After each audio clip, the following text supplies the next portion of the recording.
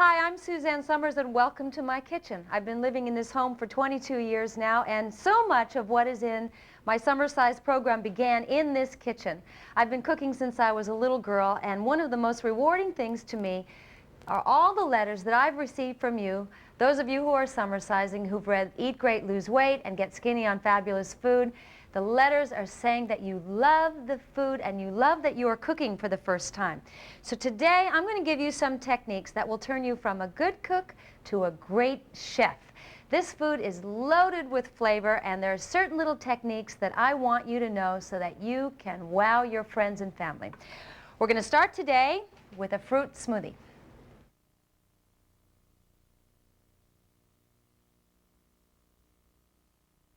The great thing about a fruit smoothie is that there are no rules. I have recipes for smoothies in Eat Great, Lose Weight and also in Get Skinny. But really what it's about is what looks great, what's in season, and when it's not in season, frozen fruit, bagged frozen fruit is delicious for smoothies because it's frozen, so it makes it icy. Today I'm using a mango, which I love mangoes. It's probably my favorite fruit. Also, I've got a Mexican papaya, and Mexican papayas are wonderful. They're earthier than the Hawaiian papayas, and they cost less, which is nice. So I'll use about half of this papaya here. I've got some fresh raspberries, some orange juice, and some ice cubes. That's all you need. Okay, do you know how to cut a mango? You cut on the side like this. This half here, we're going to scoop that out. You take the other side and cut it down. So first we're going to take this mango and scoop it out, put it in your blender. This is so yummy. The reason I'm putting some ice cubes in this morning is because I'm not using frozen fruit. But if I was using frozen fruit, I wouldn't bother with the ice cubes. It would get too watery. Okay, let's take out about half of this. That looks so delicious. Papaya is wonderful. Next, I'm going to add these beautiful fresh raspberries. But again, if they're not in season, buy frozen raspberries. They'll be fabulous. And for this much fruit, I fill up the blender, I would say, about halfway with orange juice. Okay?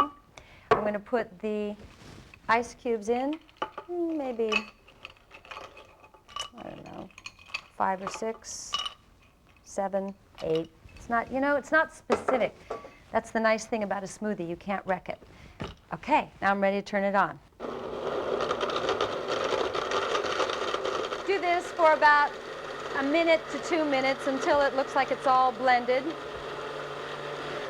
Sometimes I like to leave it not terribly pureed so that it has some little pieces of fruit. Let me just taste that. That's delicious. Okay, pour it into a glass. Is that beautiful? And if you want to garnish with a piece of mint, if you're having a brunch or something like that, put a little piece of mint. Voila. Here we have it, a beautiful, delicious fruit smoothie. I'll take a sip. Yum.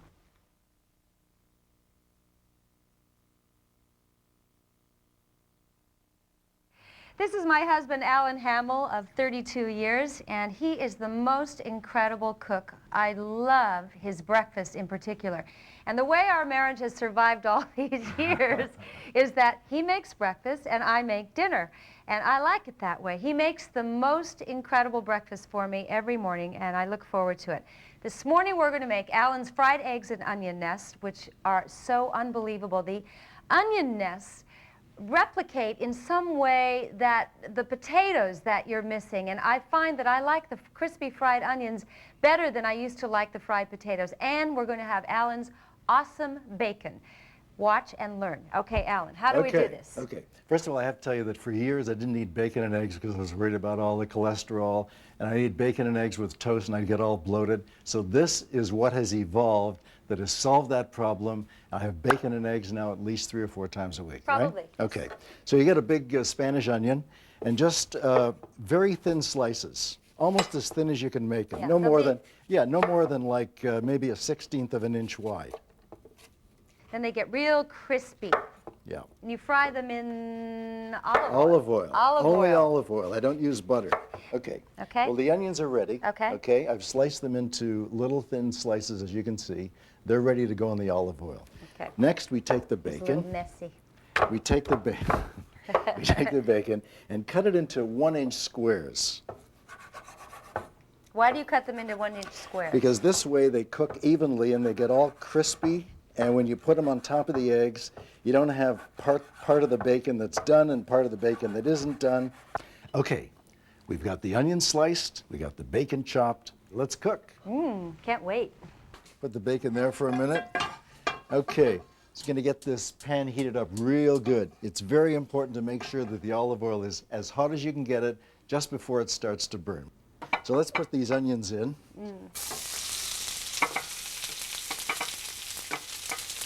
Okay. All right. Is that enough? That's enough onions? Yep. So we're going to let this cook for about 10 minutes. It'll take about 10 minutes to get it nice and brown. I've got the heat very high. At some point I'm going to turn the heat down and just sort of gently let them get golden brown. They're going to be beautiful when we're done. Okay, so this is what it looks like after about 4 or 5 minutes. It's just starting to get nice and brown. And actually, some of these are getting a little burned, which is great because not only does it look nice, it will taste incredible. You'll love this burnt flavor. I So can vouch for that. Okay, these are perfect right now. I'm going to take these off.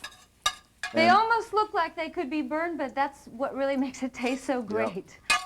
Okay, put those aside right here. Here's the bacon. There's the bacon. Just get it heated up a little bit. Okay, this is the big secret. Here we have great olive oil, onion flavored great olive oil. Now I'm going to put bacon in.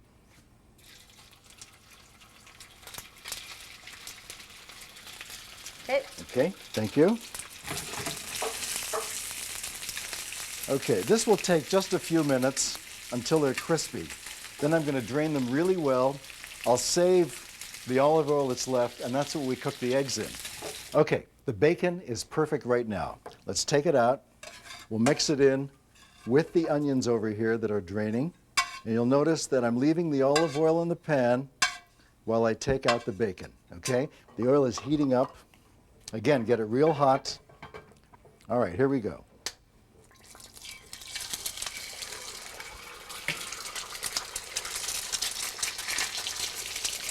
Okay, thank you. A little salt. Pepper. If you like pepper, you can really go for it with the pepper. Okay.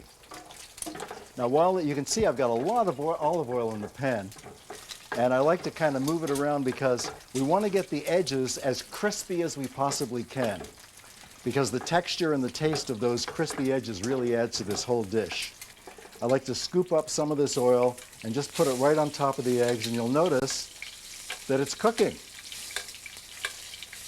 I've just helped it along. Okay, I put the top on, leave it on for maybe 30, 40 seconds because I've helped it along with the tablespoon scooping the oil on top of the eggs.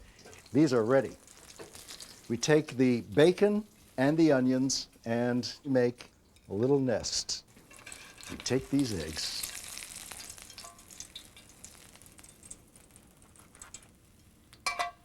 and there we have it. You will never eat toast or hash browns with your bacon and eggs ever again once you've tasted this.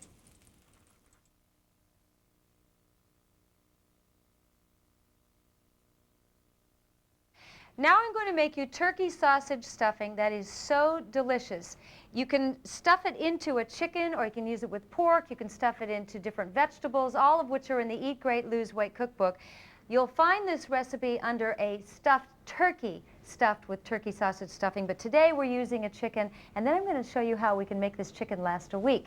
This stuffing is in lieu of a bread stuffing, and I swear that once you have this, you will never go back to the bread stuffing ever again. It's a free food in terms of summersizing. It's loaded with flavor. It's the most delicious stuffing I've ever tasted. It's made of caramelized onions, which I will show you in a second, chopped shiitake mushrooms, or you can use oyster mushrooms or you can use the regular, they call these the white mushrooms. Most grocery stores carry the white ones, and these are the shiitakes here. If I put the three kinds together, it's just loaded with flavor. That's my favorite way to do it, but any one of these will do. And from your butcher store, get turkey sausages, which you will then crumble out of their casings like this, and crumble them up in the pan, and it will make the most divine flavor. Okay, now we're ready to start cooking our mushroom sausage stuffing. Now what we're going to do is caramelize the onions. Caramelizing the onions is a whole other way of cooking onions rather than frying them or sauteing them. Caramelizing is a long, slow cooking of the onions. So it's not about high heat, it's about long and slow until they get golden. It takes patience. It's about 30 minutes or so, okay? So we're going to put a little olive oil in the pan and a little bit of butter, because that gets them kind of golden. And let that heat up a little bit. The butter's bubbling, so that means the pan is hot. And now we're going to add the onions, all sliced up. Okay, kind of get each onion coated with the butter and the olive oil. Stir it around, and then once you feel like you've coated each piece of onion ring with butter and olive oil, then you kind of just let them be on their own, checking in every few minutes or so to move them around. You don't want them to burn. As they start browning on the bottom, you move that up to the top and keep moving them around and around so that they all brown evenly and to a rich golden caramel color. That's why we call them caramelized. Okay, I'm cooking this over a medium-low heat for about 30 minutes. Well, we're about 10 minutes into the caramelized onions. You're just starting to see the caramel color emerge. And if you notice, the gas is very low, and it's just a patience game. You just want to take your time and make sure they don't burn, but that the caramel color starts emerging. All right, we're about 20 minutes into the caramelized onions now, and you can really see the caramel color coming up. But don't stop at this point, because they're not done. You want everything to be as dark as the darkest color that's in this pan. It's about another 10 minutes. Now, the reason I'm spending a lot of time with you on these caramelized onions is that they are a base for a lot of things that I make in the Somersize recipes. And caramelized onions and onions themselves are where the flavor comes from. The whole thing behind this food is that is loaded with flavor, and these onions are going to do it. Now, while the caramelized onions are cooking, I'm going to take another fry pan here, and I'm going to do the mushrooms separately. It says in the recipe to do them all in one pot, but I actually have found that I prefer now to do the mushrooms separate because I don't want the onions to get overcooked. So I've got the pan hot. Again, olive oil for the mushrooms. You just eyeball it. And we want to use butter on the generous side because mushrooms really take the flavor of butter beautifully. Get that melted. And this is on high heat because what we want to do with the mushrooms is get them crusty and full of flavor. And we're going to add the wine to them too. Okay. All right, that's ready. We're going to add these mushrooms. Get all of them coated. Yum, doesn't that look delicious? All right, the caramelized onions are done now. Look at the beautiful caramel color. It's pretty uniform, and the taste is divine. So these are done, and while the mushrooms are cooking in this next pot, I'm going to put the sausage in the pan that the onions were in. So I'm going to pour these onions into the bowl. Okay.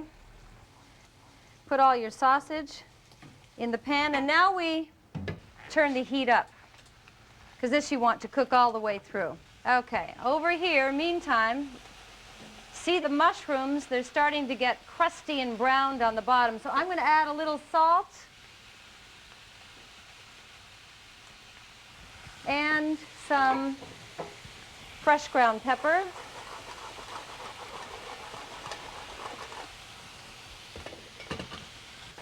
Okay, once you have the sausages in the pan, stir them around because you want to crumble it up into little bits and get this cooked all the way through. Into these beautiful crusty mushrooms, I'm going to sprinkle fresh tarragon leaves, not the stems. The stems will be difficult to chew. We'll stir that around, and then I'm going to add the wine. Now, the secret to cooking with wine is a hot pan. If you pour wine into a pan and it doesn't steam up, that means your pan was not hot enough. And the alcohol is not going to cook off, and you're going to have a bitter taste from the wine. So, we'll see if I'm doing okay.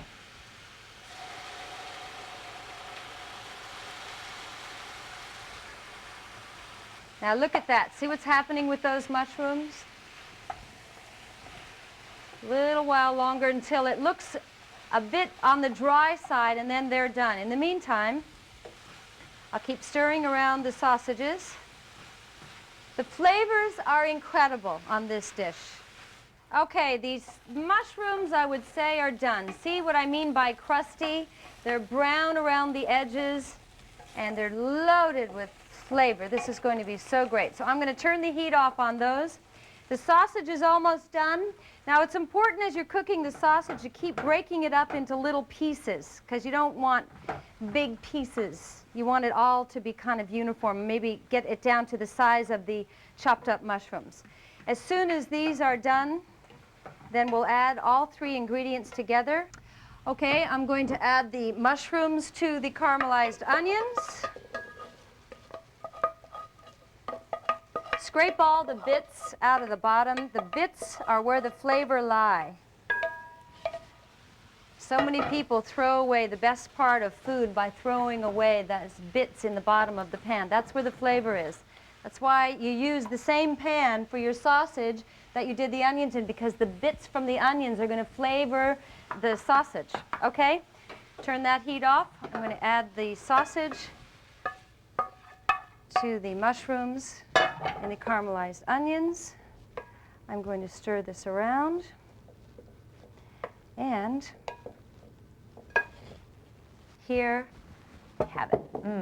That smells so good. I have to taste it. Delicious. A good cook tastes food as you're cooking it.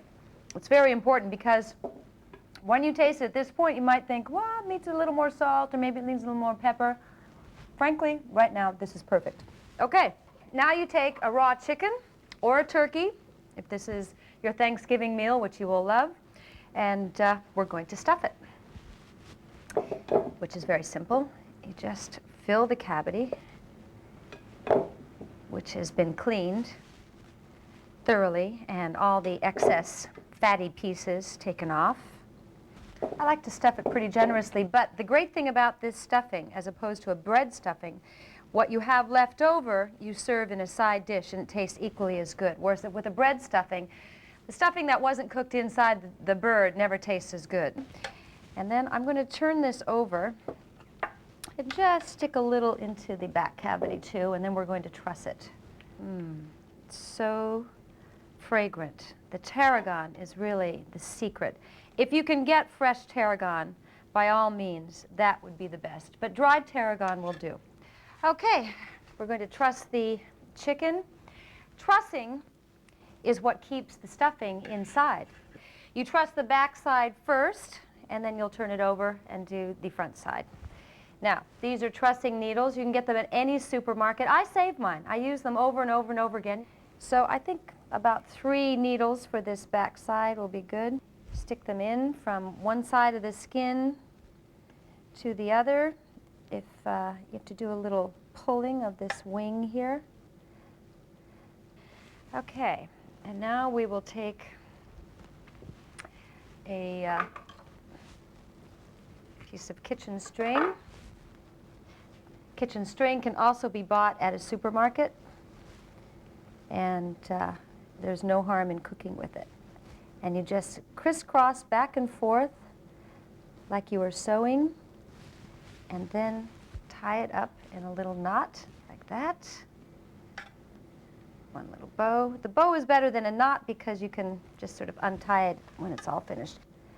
Now I'm going to turn it over gently to the other side. Some of your stuffing may fall out, but that's okay, you just put it back in. But that's the important thing about trussing. Once again, this will take 4 needles. Wrap it around the first one, kind of even it out, twist it, wrap it around the second one, wrap it around the third one in a crisscross, and now the final one. Okay, tie it together, make the little bow. It's like a little package, isn't it? Okay, now we're going to rub the entire bird with olive oil and salt and pepper and put some fresh chopped tarragon on it, and yum, yum, yum. The best way to do this is to just get your hands into it. And be sure after you handle all poultry to wash your hands thoroughly with antibacterial cleaner. Okay. Get it on the bottom. And I'm going to sprinkle it with salt. I really love the sea salt. I think it has a better flavor. So if you can find sea salt in your grocery store, and salt it liberally. Good exercise for your arms too.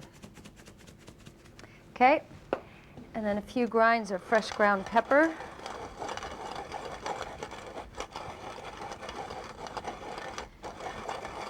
Okay, and then I'm going to take a little of this fresh tarragon,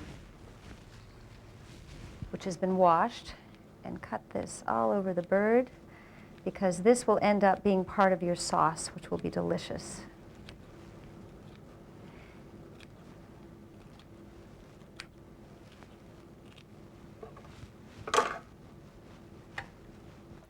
Okay, this is all ready except for put a little wine. Use good wine.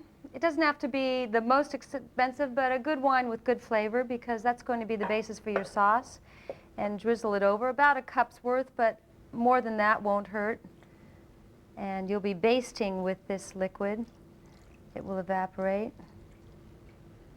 And the other thing I like to do, which isn't on the turkey recipe, but I like to dot the entire bird with butter, real good butter. Because again, this is all going to be the basis for your sauce. Just here and there and everywhere. Okay, and the last thing I'm going to do is put a foil tent. Now we just want to put it over the breast so the white meat of the breast does not get overcooked, but we want the rest to get browned. So just make a little tent right there like that. That will just keep it from getting overcooked. Okay, now I'm going to put this into the oven, 350, 20 minutes a pound.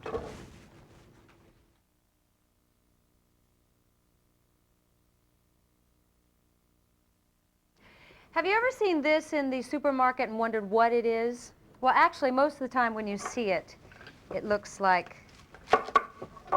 this, so it's even more confusing. This is the celery root.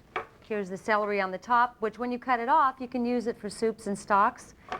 And this is delicious. And this, for summersizing purposes, is an absolutely outstanding vegetable.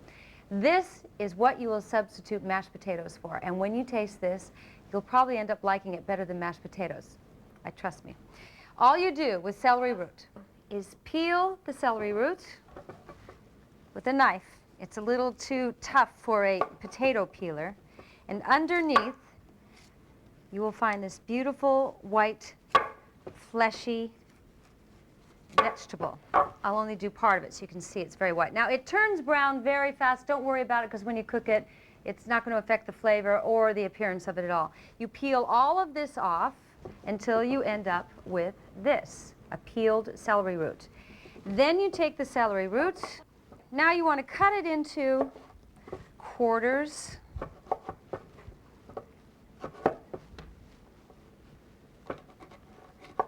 So that out of an entire celery root, you get about 12 pieces, about this size.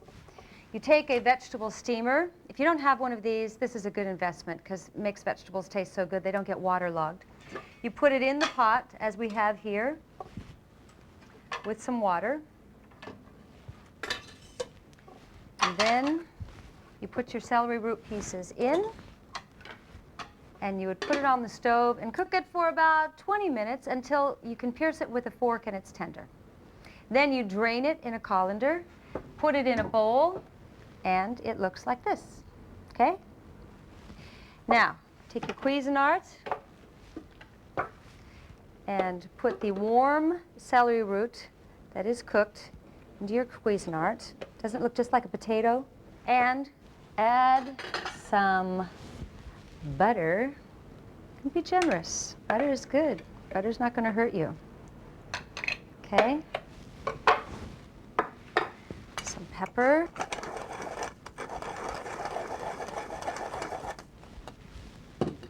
Some salt. Sea salt again. I think it's so much better. It has a better flavor. And cream. Yes, cream. We need fats in our diet. As you know from reading Get Skinny, that it explains why. Fat assists in healthy cell reproduction. Now, turn it on. You have to pulsate this for quite a while because it's tough, and you want to break it down so it has the consistency of mashed potatoes. So it takes about 4 minutes or so.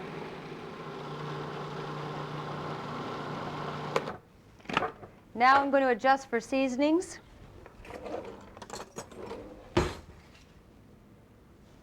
Looks like mashed potatoes. Tastes better than mashed potatoes. For my taste, a little more salt. It's all up to you. And at this point, you could add a teeny bit more butter if you like. A little more salt, a little more pepper. Put this on the plate with your roasted tarragon chicken and the beautiful tarragon sauce, and you will have a dinner that will make everyone flip. Let me just mix that up.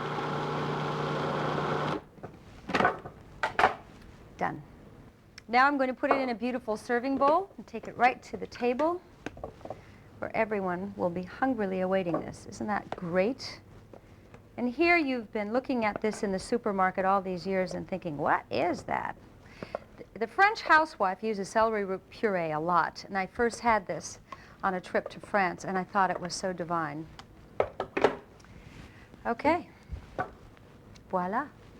Delicious. Whew, okay.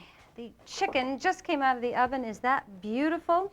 Now, what I'm going to do is lift this chicken right onto a platter so that I can take all these beautiful juices and make the tarragon sauce. There we go. Lovely. And collect any of the extra stuffing that falls out. Okay, now, I want you to take a look at this pan. There's just a little bit too much fat for the sauce, so I'm going to pour it off. Can you see down in the bottom here, in the bottom corner? It's too much fat because we've got all this great brown bit material on the bottom. That's where the sauce is going to come from. So pour it out and leave about a tablespoon there. Can you see how much I left there? A lot of that is the brown bit, okay? Now we're going to take this over to the stove and make the sauce. Okay, I've turned the heat on high on both burners because you want to get maximum heat here. Look at these beautiful, beautiful brown bits. Once you get this all bubbling, we're going to add hot broth by the ladleful. So, here's the first one. Start with 2 ladles of broth and cook the, oh, look at that. This is perfect. Now, don't be upset if you don't get bits this dark. Any bits will make beautiful sauce. The way my mother used to make the sauce was before she added the broth, she would put flour, but for Somersize reasons, I don't use flour, and I found that I like it better because it doesn't get thick and glumpy. This is a beautiful light brown sauce. Okay, I think we're ready to add the 3rd ladle here, because what we want to do is cook up all the bits from the bottom. After you scrape the bottom of the pan for a while and you keep adding the broth, then all the bits from the bottom become incorporated into this sauce. Pretty soon the bottom of the pan starts to look clear. This is looking just beautiful. Now I'm going to add my 4th ladle of hot broth. Hot broth is very important because you don't want to stop the boiling process. This is fantastic. And we'll adjust the seasonings at the end if it needs more salt and pepper, but it may not because there was so much salt and pepper on the chicken itself. Here's my 5th ladle of broth and a 6th because I had so many beautiful bits that I can afford to incorporate this. Okay, I've just about got all the bits up from the bottom. Once you get all the bits up from the bottom, which sometimes takes about 15 minutes to really get this sauce looking beautiful, then I'm going to turn off the heat and add a generous pat of butter, and that's called deglazing the pan by adding the butter. And that's when it all melts together and becomes the most beautiful sauce you've ever tasted. You adjust the seasonings and it's done. Okay, I think that we've got a sauce here. Let me take a little taste. It's perfect. Doesn't even need any salt or pepper. It's absolutely perfect. Turn it off. We're going to deglaze the pan now with a little butter. Just a little more. Remember, fat is your friend. This butter just adds the thickener at the end and smooths it out. As soon as that butter is melted, your sauce is ready to put into a sauce boat. Okay, I'm going to leave this sauce here, and I'm going to carve the chicken for our dinner. Now, when you're carving a breast, get down inside like that, make a slice, and come straight across the top like that. Beautiful. Isn't that beautiful? Okay. It's so great to eat the skin. All these years I was going without eating the chicken skin, which is so great. You spend a lot of time flavoring it. Well, with Somersizing, eat the skin. The fat is okay. Fat is your friend. Now, we're going to take out some of this beautiful sausage stuffing and put this right here on the top.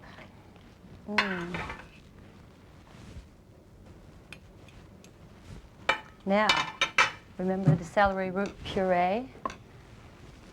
Yeah? Put that like that.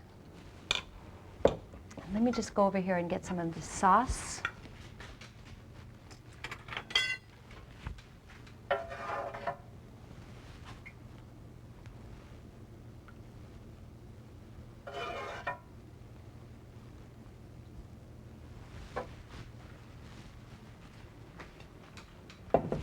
And to finish off your summer-sized meal, add some beautiful green beans.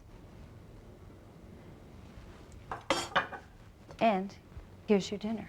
Now, the great thing is, if you're hungry after you finish this, have seconds.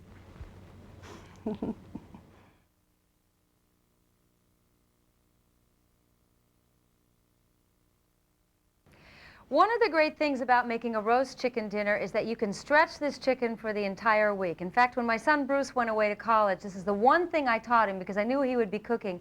I said, buy yourself a chicken at the beginning every week, and you can eat off of that chicken all week long.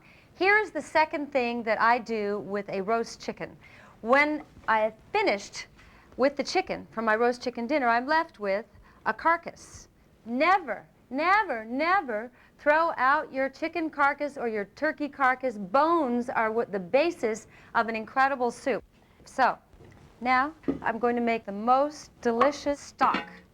When you're making a stock, everything is important. Take every little bit off the plate, all that gelatinous leftover stuff from the chicken. Get that in there because this is all about flavor. Now, open your refrigerator door and start cleaning. I had some mushrooms left over from the mushroom sausage stuffing. Throw them in. I had some parsley. It's all clean and washed. Throw it in. Had an extra onion left over from Ellen's awesome eggs in the morning. Throw the extra onion in. I had some extra pieces of raw celery root. Throw it in. I also happen to have had some cooked celery root and some extra stuffing. Guess what?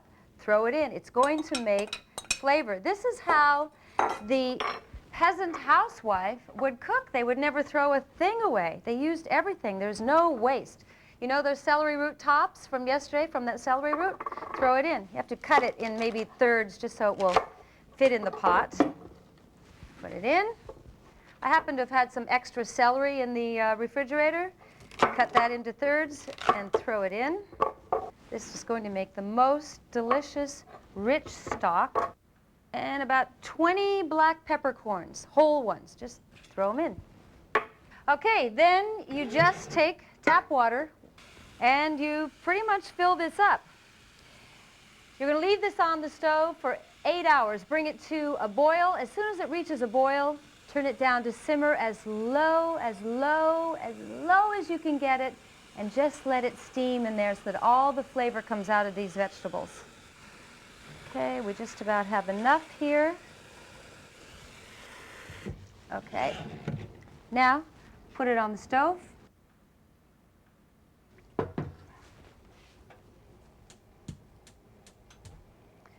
Okay, the soup is on. Now all you do is let it come to a boil. The moment it reaches a boil, turn it down to simmer as low as you can make it go and let it simmer for about 8 hours. And what happens is all the flavors of all those beautiful vegetables melt together and the stock keeps reducing and reducing and reducing and the flavor gets richer and richer within the reduction. And then you have an incredible stock. Now, the next thing you do after the 8 hours when this is all finished is you take that stock and you strain it in a colander into a smaller pot about this size. And this is what you are left with. Clear, beautiful chicken stock. We're going to use this to make our soup today, but whatever you have left over, I like to put in Ziploc bags, and then you lay them flat in the freezer like this, and they freeze flat, and when they're frozen, then you kind of stand them up on their side, and whenever you need chicken stock, you take out a bag and defrost it in the microwave, and you've got fresh, beautiful chicken stock.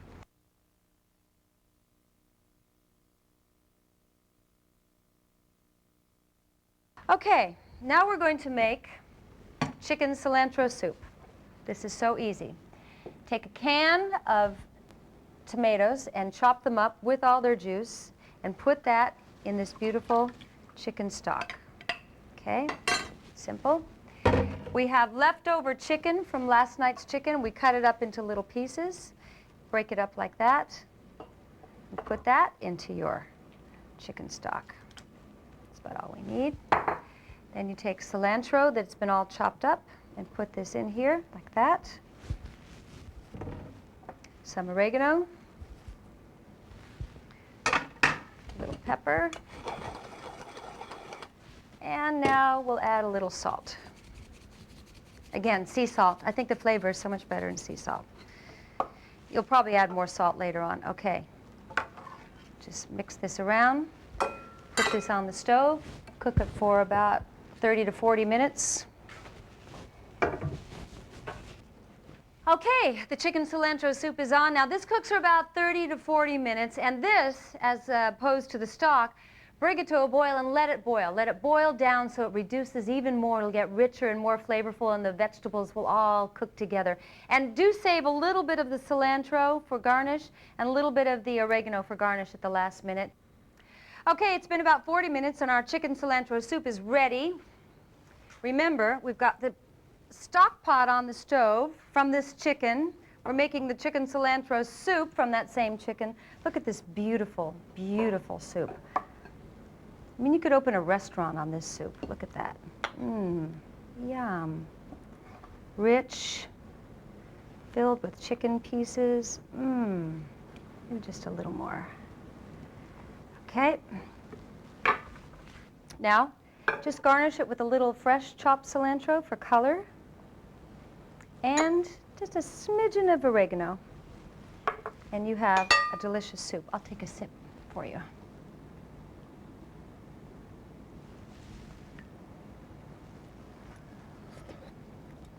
Mm, mm, mm. Mm. Mm, mm.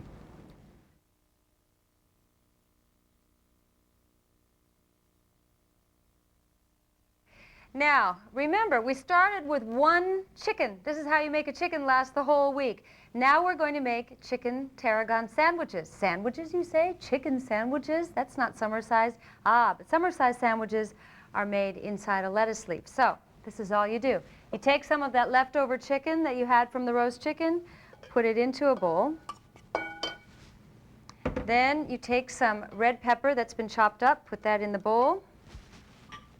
Some sweet onion, Vidalia or Maui are real good. Put that chopped up in there. Some celery chopped up.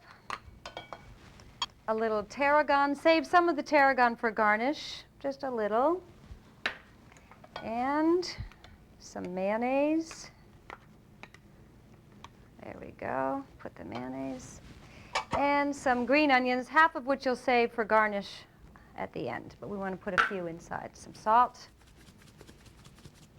And fresh ground pepper. Fresh ground pepper is always better than pepper that's already pre-ground out of a can, and it doesn't take any more time. Okay, now we just mix this together.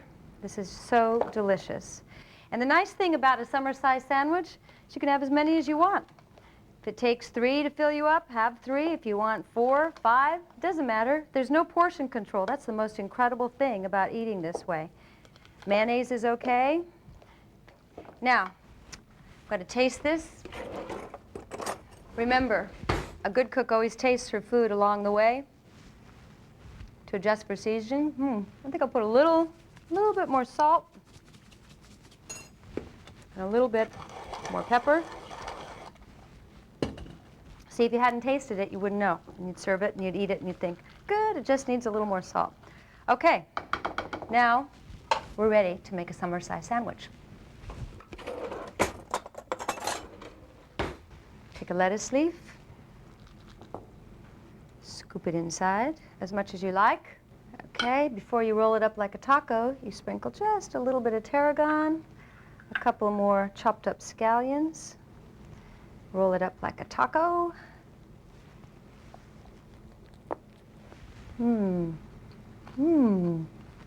Best sandwich ever. Have as many as you want. Yum.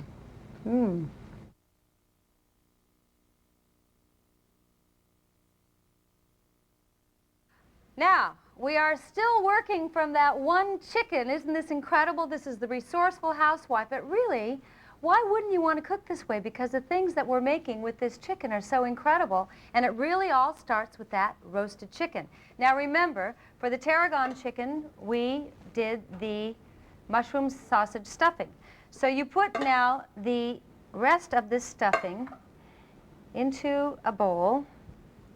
And we're going to stuff vegetables with this stuffing. It's a little different from what's in the Eat Great, Lose Weight cookbook, but this is what you can do with the leftover mushroom sausage stuffing. Say that 10 times really fast. Okay, you know how to hollow an onion. You just cut off the top and you scoop out the center, okay? Same thing with a tomato. You cut off the top, scoop out the center. And with a zucchini raw, you just scoop out the center. Now we've got a zucchini boat and we've got these little holders. What we want to do with this stuffing is add some beaten eggs, because that will bind it together, and it's all going to cook, so there's nothing to worry about. Okay, move it around a little bit like that. Because of the egg, I like to add a little bit more pepper and a little bit more salt. And if you like a kick, this is optional, just a pinch of hot red pepper flakes. Just adds a little, okay. Okay, here we go. Now, we're going to stuff this onion with this beautiful, beautiful stuffing. Simple, isn't it? Okay. This is like the third night's dinner. Isn't that incredible? Put it in the pan here. Sprinkle it with a little Parmesan, as I have with all of these. Pretty generously, because you want it to make a crust in the oven heat. All right. Now we're going to fill the zucchini boat just exactly the same way. So simple and so delicious. This makes a dinner all in itself. Serve this with a salad. Okay. And after I finish stuffing this tomato, then we'll put Parmesan on the top of both of those. And then what I like to do at the very end, over the Parmesan cheese is just dot it all with butter. It just does something. Who knows what it is? It just makes it taste really yummy. Okay, so a little dot of butter right here, and you put that on all of them.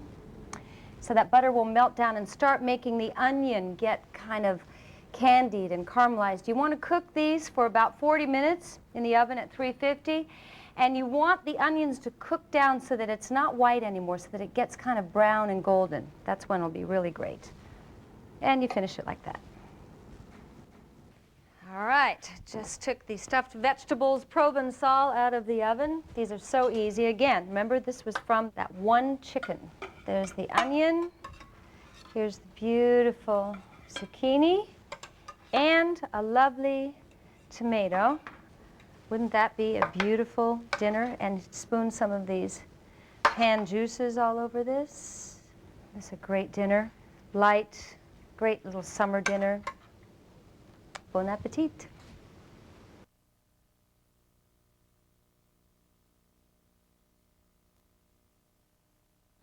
Do you love blue cheese dressing? I love it. You will never, ever again buy that bottled sugary stuff from the supermarket, because what I'm going to teach you is so easy and so delicious. This is how you make blue cheese dressing. And it's summer-sized. You can have it when you're summer-sizing. Fat is your friend. Remember that. Take a carton of sour cream. And if you want to make it just a single serving, then you kind of would take as much sour cream as you would need for your own salad. But I'm making a large portion here, which would serve about 4, okay? Carton of sour cream. Take some crumbled blue cheese. Make sure you get a good quality, like Maytag Blue is my favorite, or Roquefort. Yummy, okay? Put that in there. A spoonful of red wine vinegar. A little bit of salt.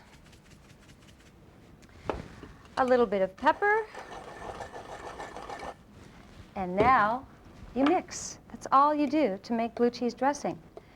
It's absolutely delicious when you make it fresh. Okay, got a taste. Remember, a good chef tastes their own food. Needs a little salt. Just maybe another blip blip of vinegar. A little more pepper. That's the important thing about tasting, because you don't want to get it on the salad and then taste it and think, I wish I had done it differently. Okay, I think that's going to be perfect. It's simple, isn't it? And it's divine. It's better than anything you'll ever get store-bought. Let me take one more taste. Perfect. Okay, now what we're going to do is iceberg wedges with blue cheese and a few cherry tomatoes. And then you start cutting it into wedges like this. For each plate, you put one of these beautiful wedges. Put a dollop or 2 of sour cream and a few cherry tomatoes to dip in. Yum, yum.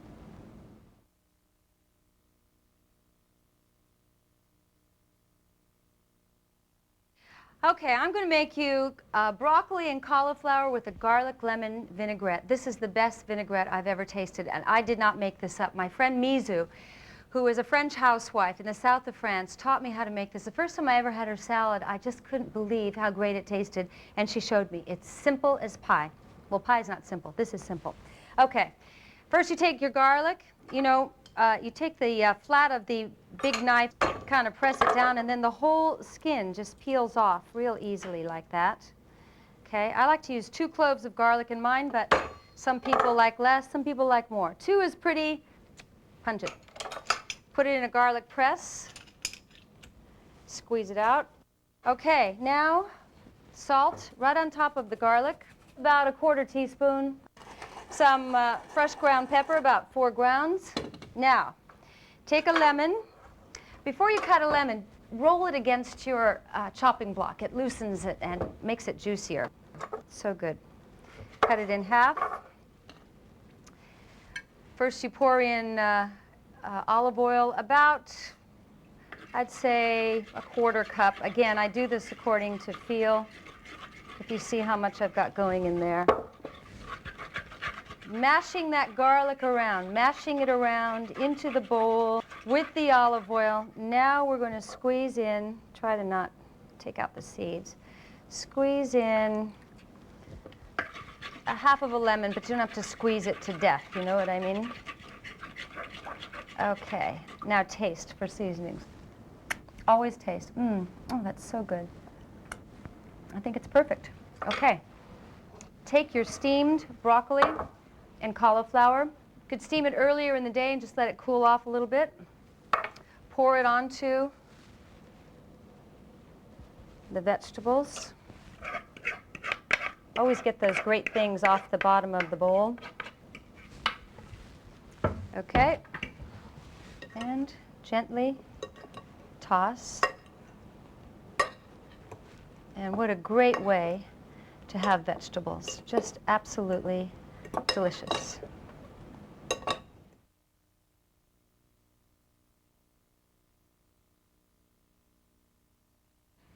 Okay, now we're going to make turkey prosciutto piccata with a port glaze. This is so easy and so good. You can make it for company. It's absolutely delicious. What you do is you go to your butcher and you have him cut turkey cutlets and then have him pound it till it's flat. If he won't do it, when you come home, put it between two pieces of wax paper and pound it flat. But you hope that he'll do it. Okay, then you put coarse brown pepper and you take some fresh sage leaves and you press them into the turkey cutlets like this. So simple. Next, we're going to take a piece of prosciutto, which is an Italian cured ham. Make sure that your butcher slices it paper thin. Look how thin this is. Okay? You lay it on top of your turkey cutlet like this and press it together. And this is where you get the salt for your piccata. Do the same thing over here. Press this down. Okay, we're ready to go to the stove. Simple, isn't it? I turned the heat on under this saucepan here because I want the pan to be very hot. Add a little olive oil,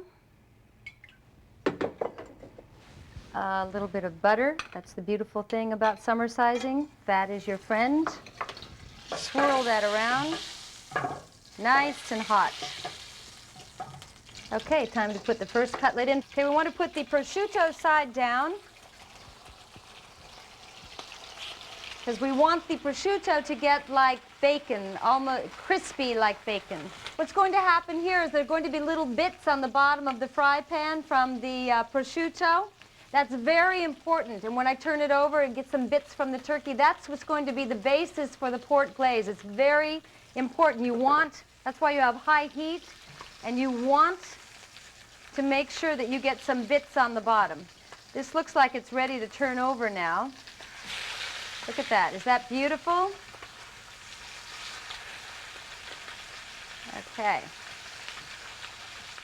Cook this for about 2 minutes on the turkey side now until it's cooked all the way through. And that's all you have to do. And then I'm going to teach you how to make the port glaze. As you can see here, the bottom of the turkey cutlet is brown, so it's done. And we're going to slip this onto a plate, like so. Okay. I'm going to pour off a little of this fat, because you don't want too much. Just leave about a spoonful there. And now we're going to add the port. As you pour in the port, it's going to steam up.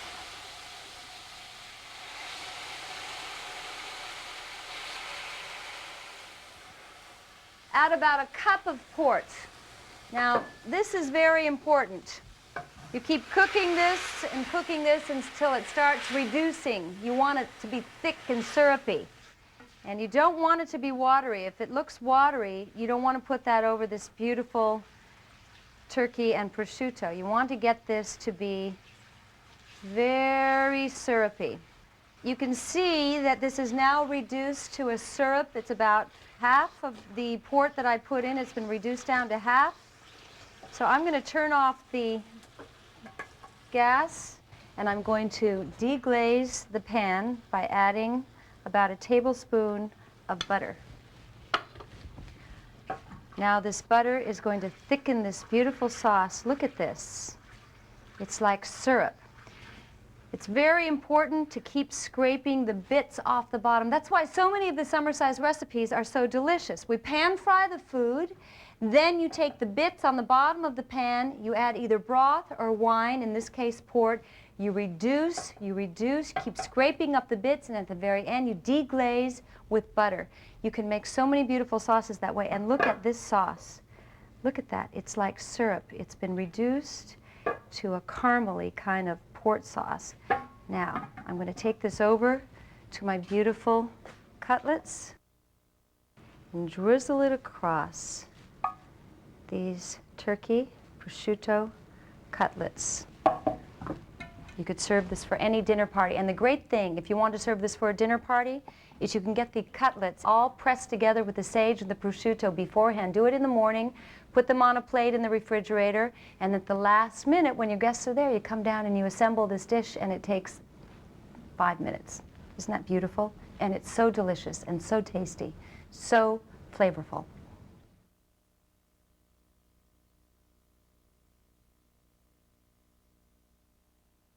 Now we're going to make dessert, and I'm going to start by making you a sugarless cheesecake. Now you have 2 options in the sugarless cheesecake.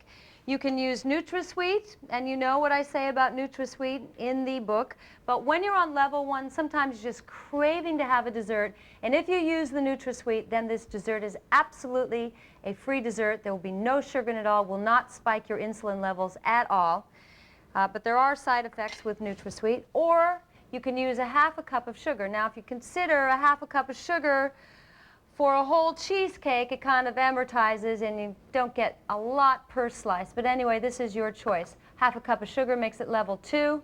The NutraSweet makes it level 1. Now, this is so simple and it's so delicious. You take 2 8-ounce packages of cream cheese, put it in a mixing bowl. I'm going to use the NutraSweet for this one, 12 packets of NutraSweet. Okay, and we're going to start mixing this together just till it's creamy, which doesn't take very long. Okay, now I'm going to add the eggs, 3 eggs, 1 at a time. 1.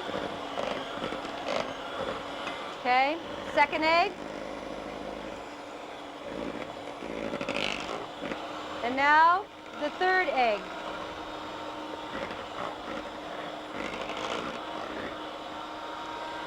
Add a little lemon juice, vanilla, and salt.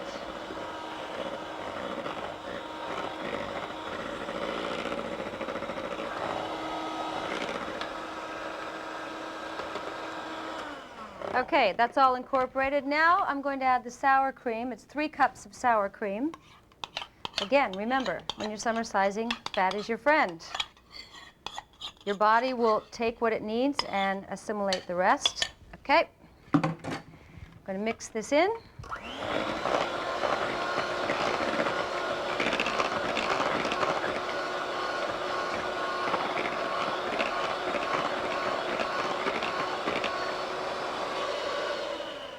Okay, now, before you pour into your springform pan, you put wax paper on the bottom, and then you butter it all around the sides, and then put some aluminum foil on the outside like this to keep it watertight, because we're going to put it in a roasting pan with water, like a water bath, and cook it in that.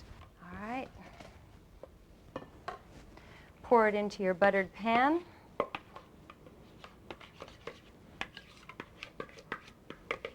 There we go. Get everything from the sides. After you pour the batter into your springform pan, then just shake it and level it a little bit. Now, you have a roasting pan with hot water in it. You place this right in the center. And what we're going to do now is place this in the oven for an hour. Okay, and here is the finished cheesecake. Isn't that beautiful? Absolutely sugarless, delicious. You can have this cheesecake on level 1 when you're losing weight. What I've done is made a little raspberry puree. I just took some fresh raspberries and Cuisinarted them. I decorated it with rose petals, and it's perfect.